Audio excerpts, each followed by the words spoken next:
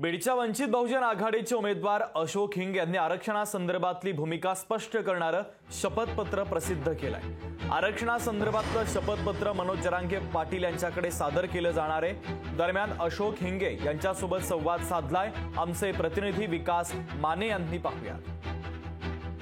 बीड लोकसभा निवडणुकीचा प्रचार अंतिम टप्प्यात आलेला आहे आणि अशातच आता वंचित बहुजन आघाडीचे उमेदवार अशोक हिंगे पाटील यांनी आपली जी भूमिका आहे आरक्षणाबाबत ती थेट आता बॉन्डवरती लिहून दिलेली आहे।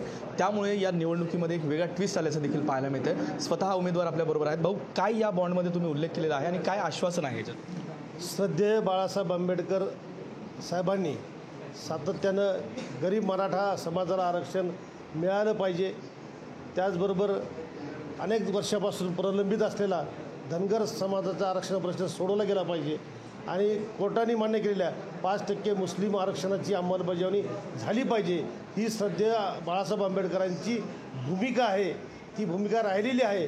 हीच फक्त भूमिका मी हा बॉन्ड हे करून मी लोकांना आश्वासित करू इच्छितो की मला जर या निवडणुकीमध्ये विजयी केलं तर या तिन्ही प्रश्नावर मी त्या सभागृहामध्ये आवाज उठून आरक्षण देण्यामध्ये भाग पडल्याशिवाय राहणार नाही। त्यांची भूमिका स्पष्ट केली असेल, पण त्यांच्या अध्यक्षाची पक्षाध्यक्षाची भूमिका आहे का? पवारसाहेब 50 वर्षामध्ये कधी मराठा आरक्षणावर बोललेत का? पवारसाहेब कधी मराठा आरक्षणावर बोललेत का 50 वर्षामध्ये? त्यामुळे त्यांच्या पक्षाच्या अध्यक्षाची भूमिका नाही तर उमेदवाराची भूमिका असून का उपयोगी? निश्चितच बीडचं राजकारण हे आता कुठेतरी जातीय रंग जो आहे तो पाहायला मिळतो आहे आणि केवळ अवघा एक दिवस जो आहे तो शिल्लक उरलेला आहे आणि अशातच या बॉन्डचा इम्पॅक्ट जो आहे तो या निवडणुकीत कसा पाहायला मिळेल हे पाहणं देखील महत्त्वाचं असेल। सहकारी प्रमोद जोशी यांच्यासह विकास माने, लोकशाही मराठी, बीड।